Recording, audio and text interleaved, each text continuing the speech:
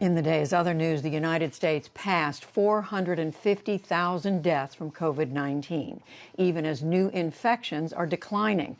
At the same time, the head of the CDC, Dr. Rochelle Walensky, said today that it's safe to reopen schools if everyone wears a mask and observes social distancing. There is increasing data to suggest that schools can safely reopen, and that safe reopening does not suggest that teachers need to be vaccinated in order to reopen safely. Also today, the city of San Francisco sued its own school system to force a return to in-person learning. We'll get back to this later in the program. President Biden suggested today that he's open to cutting his COVID stimulus plan below $1.9 trillion. He spoke virtually to House Democrats and reportedly said that he's, quote, not married to that number. But he insisted he still wants $1,400 checks for most Americans. Later, the president called Senate Democrats to the White House and said again he thinks he can win over Republican votes. Two more of President Biden's cabinet picks have now advanced to the full Senate. The Senate Commerce Committee backed Rhode Island Governor Gina Raimondo to be Commerce Secretary today, and the Energy Committee cleared former Michigan Governor Jennifer Granholm for Energy Secretary. In Russia, the Kremlin dismissed protests over the jailing of opposition leader Alexei Navalny. A Moscow court sent him to prison for 2.5 years for violating probation. Demonstrations erupted overnight, and police in riot gear arrested more than 1,400 people. Foreign Minister Sergei Lavrov condemned the protesters and outside criticism.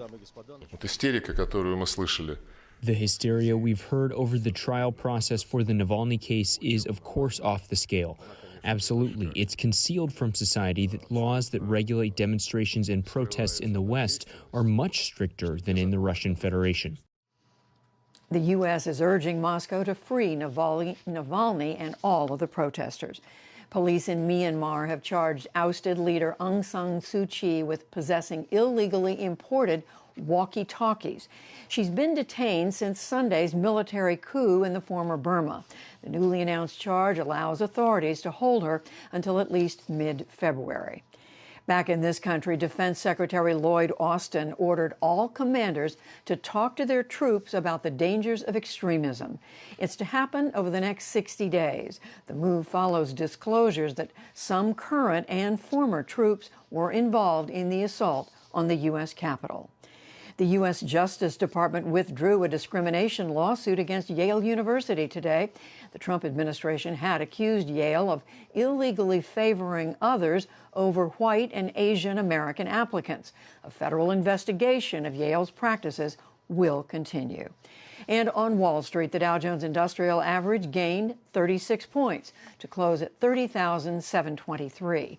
The Nasdaq lost 2 points, while the S&P 500 added 3. Still to come on the NewsHour, the U.S. and Russia agree to extend the last remaining nuclear arms control treaty. Policy changes leave the future of former President Trump's border wall in question. We break down the unconventional trading that has led to chaos on Wall Street and much more.